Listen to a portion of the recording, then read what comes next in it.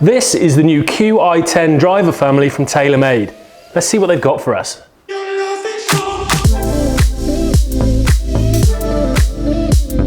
Now, every time TaylorMade launches a new driver family, it's a really big deal in the golfing world. So what have they got for us this year? Well, before we get into the models, the first thing you need to know is the red has gone. Now, the red face of the Stealth and Stealth 2 models were pretty divisive, so there'll be as many of you jumping for joy as there will be mourning the loss of that red. I have to say, I'm in the jumping for joy camp. I was never quite a big fan of the red. The red has been replaced by a really nice new deep navy colour, which I think is a lot more subtle and will appeal to the masses a little bit more. When you get to the crown of the club, you'll notice that the little banner strip that usually appears on TaylorMade drivers over the past few years has also disappeared. We've got a new infinity crown, which is the same throughout the crown. There's no breaking up and no different segments. It's just a nice, clean black gloss finish all over, which I really like. So we've got three different models. We've got the Qi10 standard model, which is kind of the mid-range, mid-spinning, mid-launching model.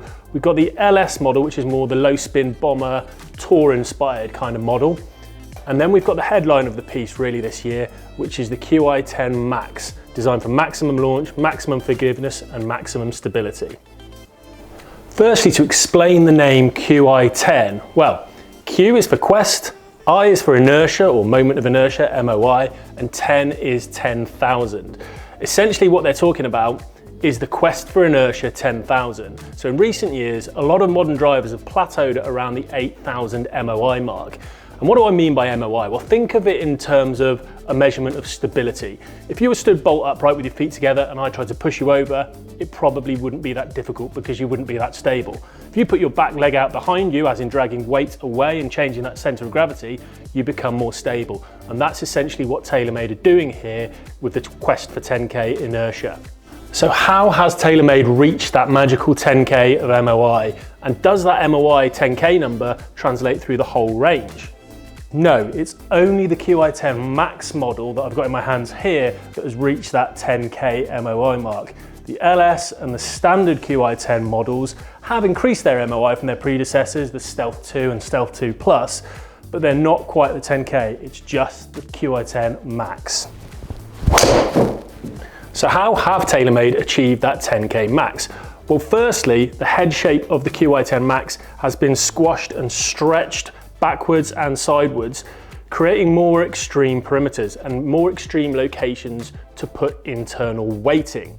This gives the Qi10 Max a much more rounded and actually larger footprint, which I really like. The LS model doesn't really have that. That's more similar to the kind of pear-shaped models that we've seen over the last few years from TaylorMade drivers. But the Qi10 standard model is somewhere in between the two. Not quite as big and round as the Max, but certainly a different shape to what TaylorMade loyalists will be used to. The new head shape isn't just about aesthetics. When they've stretched and pulled that head as wide as they have, internally they've created more space to move the weight to a more extreme location, as in a more extreme back location, which really influences that MOI and stability. So in terms of the looks, I'm sold. The new shape and the new colorway, I think, is a real step up from TaylorMade and will appeal to more of a mass market than the somewhat divisive red on the Stealth and Stealth 2 models. The tech in the standard model is pretty similar to the Qi10 Max, but just slightly less dramatic. Its head shape has changed, it's become more rounded and is a slightly larger footprint than last year's Stealth 2. However, it does have that lower CG projection for increased MOI. It's the same CG projection and MOI story in the LS model, but this comes with an 18-gram sliding weight at the front to bring that spin down and really help dial in your spin requirements. All three models come with this handy white line here across the top edge. With the crown and the face now so similar, the red's gone, it provides a really nice break between the two and makes it a lot easier to line the face up.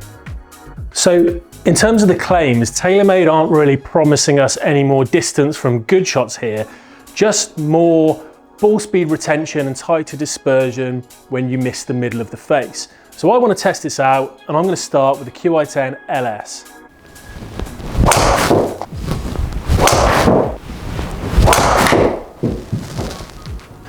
So from a raw data and numbers point of view, the Qi10 LS is a really strong performer, as you'll see from the data. But also, as you'll see from the data, it doesn't seem to have moved on massively in terms of its raw performance numbers from the Stealth 2 Plus. Similar ball speed, similar spin numbers, similar launch, all equate to a very similar overall distance output. But that isn't really the story here. The story here is more about the forgiveness and the higher MOI, if you like. Now that's very difficult to really quantify over a short test period, and that might become more apparent over more time. But for my initial testing, I honestly couldn't tell you that I felt significantly more stability or any notable more retention of ball speeds, for example. And that's no bad thing because the Stealth 2 Plus was an exceptional driver in its own right. But I would be lying if I said I felt the Qi10 LS was revolutionary in terms of its progress. It's probably just more evolutionary. Now let's see if there's any more notable improvements in the standard Qi10 model. And I'm pleased to say there is. For me, whilst the Qi10 Max is probably the headline product of this family, the Qi10 standard model has actually performed the best for me. And that's somewhat of a surprise because at my speed, I'm generally around sort of 119, 120 miles per hour clubhead speed. I'm generally steered into the lower spin models of all the families. But if you take a look at the numbers from the Qi10 and compare them to the numbers from last year's Stealth 2, which would be the equivalent, I'm getting more ball speed, I'm getting a similar launch, but I'm getting quite a lot less spin, which is equated to a really nice healthy distance output of 295 yards of carry, which is excellent for me. So I'm really impressed with this driver. So let's take a look at the hero product of this range, the Qi10 Max. Okay, so what did I see from a raw data and numbers point of view with the Qi10 Max? Well, despite TaylorMade's claims, I did see a little bit of a drop off in ball speed, which can happen when you're increasing MOI. It wasn't dramatic, but it wasn't insignificant. I got a slightly higher launch. I actually found this a very, very easy driver to launch, and a higher spin rate, again, which you'd imagine, which manifested itself in a slight loss of distance for me. I was only carrying this at 285 compared to some higher numbers, certainly with the Qi10 standard model. I also noticed a little bit of a left bias. Now that's not really been discussed in that, and there's no sort of nod to it with a max D or a max draw or anything like that, but it's definitely still present. I was turning this driver over a little bit more than the other two models, and that can be seen in my kind of left dispersion on the chart there. But the real story around this driver for me, and somewhat predictably, is the stability.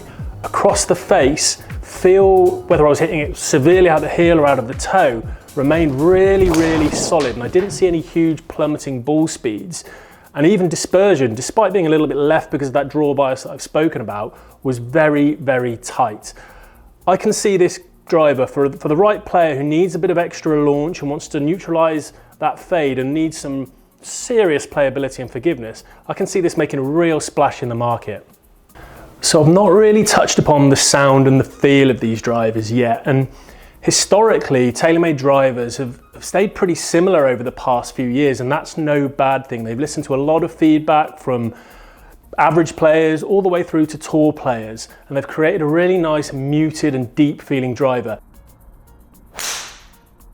And that continues in these three, and I really like the feel of these.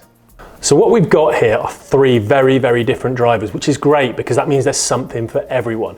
If you're a high speed player who tends to spin the ball a lot, then the tour-inspired LS model will probably be the one you go for.